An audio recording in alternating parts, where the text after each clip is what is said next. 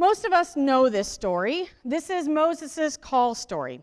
God calls him out of a life of shepherding to one of service, to go to the Pharaoh and to be the voice of God to the Pharaoh to set the people free.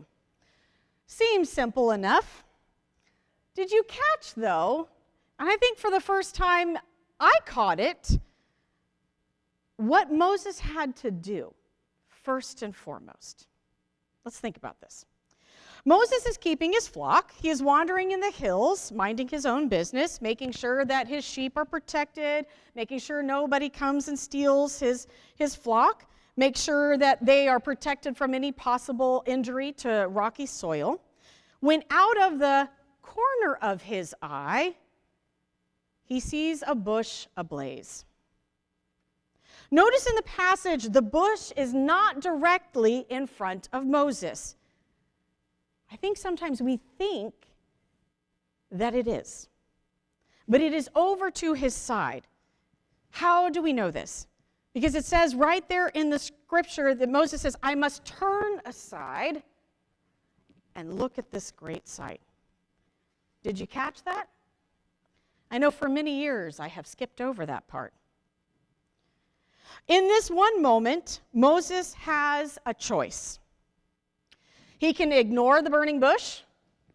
He can run away from the bush thinking that the hillside is on fire. He can take a meager glance and say, oh, that's pretty, kind of strange, and move on. He could look at it and say, I've got too many other things to do today. The sheep are restless. It's getting to be around dinner time. I need to go home to the wife and the family. I'll come back tomorrow and take a look at this strange phenomenon. Or he can turn towards the bush and go and discover for himself what is happening. This moment requires Moses to take a time out, at least if he wanted to do more than just simply glance at a strange phenomenon. See, Moses has to turn toward the bush to investigate what is happening. While you and I know that it is God who is in the bush calling forth Moses to come and to stand on the holy ground, in the moment right before God speaks to Moses, Moses has no idea of what is happening. He simply turns to notice, to investigate, to pay attention. And it is only in the paying attention that he then discovers God who is speaking. See, Moses had a choice: to pay attention, to see something differently, or to go about his merry life as it was. He could turn from his ordinary routine to discover and to live in a moment of reverence, or to continue on in a simple path. So what is reverence and paying attention? Well, simply, the meaning of reverence is a deep respect for someone or something. However, I think in our faith life, reverence is not only having a feeling or an attitude of deep respect and love and awe, it is understanding too the sacred. It is having deep respect and love and awe for the sacred, the holy that is all around us. Because why? Because we know God. We know that God is the author and creator of all things. Reverence, then, in that sense, is also knowing our rank in the overall scheme of life. Understanding that we are but small human beings in a vast and intricate and fascinating world.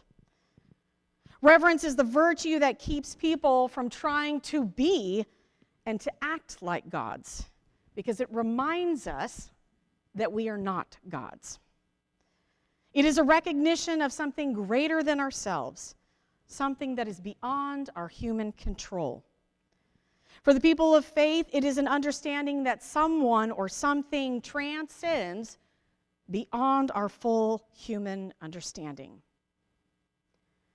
Yet it is hard for us as a people of faith to have reverence if we never stop and see the burning bushes along the way. Moses could have ignored the bush and kept going. In order for reverence to happen in that moment, Moses had to stop and pay attention. the practice of paying attention can take time and thought, which can be difficult for us who live in a fast-paced world. Our cell phones, our Google, our Facebook, right? We can go through all of that so quickly that we can sometimes forget the holiness that is all around us. When we get wrapped up in ourselves, in our busy lives, in the busyness of the world and everything else, it is hard to stop and find and have reverence for God, who is the creator of all of this creation. See, reverence in our faith in many ways requires us to pay attention to the way things work and how our lives intersect and come together with one another and how we participate in this world. Because it asks us to stop and to look around and to see that we are not the center of the universe, contrary to what we might popularly believe about ourselves at times. It asks us to stop and observe and to listen and to engage in the holiness that is around us. For Barbara Brown Taylor, reverence is like this, quote, anything can become a sacrament, by which I mean an outward and visible sign of an inward and spiritual connection. In college, I had an opportunity to go on a study tour to South Africa. It was about 3 years after Nelson Mandela had become president. And we had an opportunity to travel throughout the country to meet with people who were on the Truth and Reconciliation Commission that Mandela had set up. We got an opportunity to meet with many of the key leaders and figures who had helped bring apartheid down. And we got opportunities to both stay in hotels and with families. And one night in particular, we got to stay at this campground out in the middle of nowhere. And so many of us, even though we were exhausted, we had decided that we were going to go out into this big green field and lay in the field and just enjoy being outside and not having a night where we had to do anything. And at first, we were all being silly and sharing the jokes that we were creating as a class and just having a nice time. And then all of a sudden, it became strangely quiet. Because all of a sudden, we were all on our backs looking up at the southern lights. The moon hadn't yet risen. And all we could see was the expanse of the night sky and the beauty of the stars. And it was so overwhelmingly holy and majestic that none of us could say anything. In that moment, we paid attention. We breathed deeply the love of God as we stared at the night sky. We found reverence in a holy moment. For Moses, and maybe for us at times, it is easier to realize and to see our reverence or to be reverent when we are in creation. We see the largeness of the sequoias, and many of us are probably following the stories right now with the sequoias being wrapped in those fire protectant shields, right? Because when you stand next to those beautiful trees, you know that you are small. You know that there's a great big God out there. When we see the expanse of the sky or the rising and the setting of the sun, we realize that this happens daily despite us. In creation, it is easier often to pay attention, to stop, and to stand in awe and reverence, and to recognize our limitations. Yet Barbara Brown Taylor challenges us to see the reverence all around us. And that reverence can take different forms if we but stop and pay attention. So what does this look like? Well, reverence for creation is one thing, but for people, this presents sometimes more of a challenge for us, especially when another person's life may impinge upon ours. Let's think about it this way. Sometimes it's hard for us to recognize the holiness in someone else when we're driving and their bumper is hugging too closely to our bumper. Maybe when we're driving and we're watching the person next to us texting and driving, not looking, waving, right? There's not a lot of reverence or holiness in that moment, right? Sometimes maybe heart pounding. Maybe when we're at the line in the grocery store and it keeps growing and the checkout counter person is not calling anyone else up to alleviate that line. Maybe it's when someone in our presence is talking too loudly on their cell phone and you're hearing their full, undisclosed conversation. Maybe it's hard to find reverence and holiness when someone cuts in line. What is your pet peeve? What is that pet peeve that triggers frustration, a hardened heart? Barbara Brown Taylor would argue that it is in that moment we need to begin to seek to understand what reverence and holiness might look like. So how do we pay attention and bring honor to all of God's creation and to recognize the reverence and holiness of God in others when we ourselves might be struggling? We don't need to invent new practices. Some of them we have already been equipped with or told to follow. Pray for your enemies. Or maybe it would look like pray for patience when your impatience is growing. Maybe in that checkout line when you're standing there becoming more frustrated as it's taking forever, you take a deep breath as you stand there and you think to yourself, maybe the store has many employees out who are sick and they are understaffed today. One remedy is to pay attention to the person, to look at them as a human being instead of an obstacle. To stop and to look at people and to realize that every one of us has a place where we are coming from, where we are going. Every single one of us has a story. Every single one of us is dealing with something, and we don't always know what that might be. So sometimes paying attention with reverence means taking a breath and remembering that each has their own experience. That just because we can't see their personal struggle doesn't mean that they don't have one.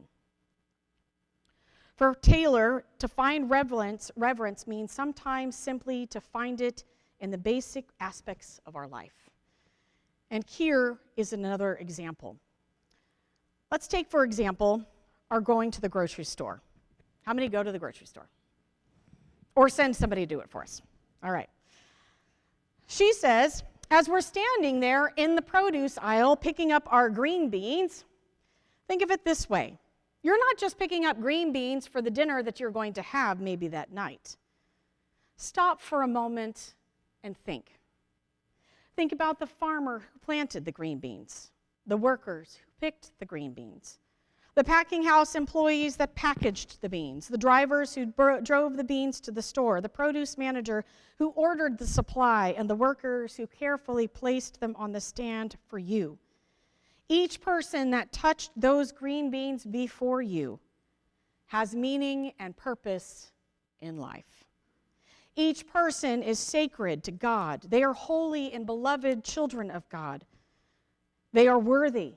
They were worthy of life, love, equal opportunities, equal pay. The art, a practice of paying attention then is as simply as looking twice at people and things that you might ordinarily brush through or ignore and begin to give it thought. Paying attention requires no special equipment, no special clothes, no fees, no personal trainers. It is simply taking a moment to recognize the holiness that is around you. Here's another example. Yesterday, I went to Starbucks on my way to the Presbytery meeting, and as I was walking up to go get it, there was a very large truck parked in the striped area right next to the handicap spot, right? So the no parking zone. And there's nothing that irks me more than people disregarding the handicap spots.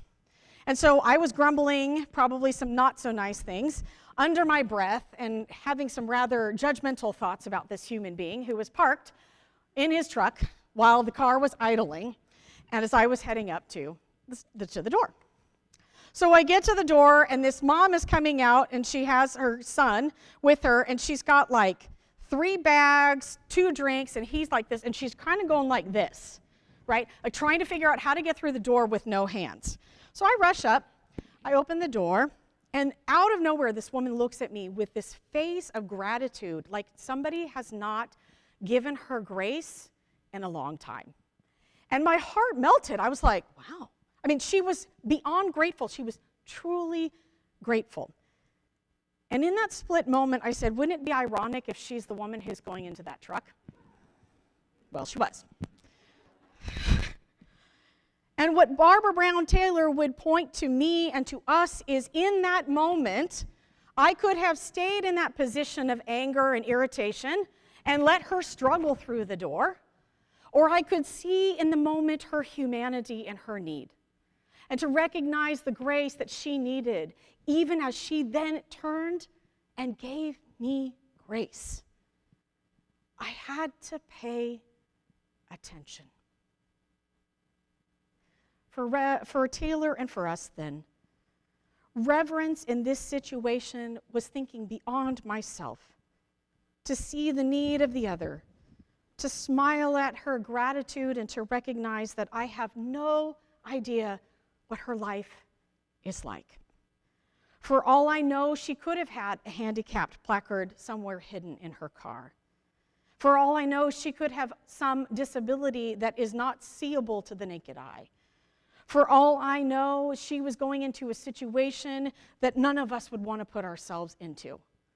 For all I know is what I could see in that moment, and I could choose to find the reverence and the holiness of that person because God is over and above and around and in us, or I could live in my irritation.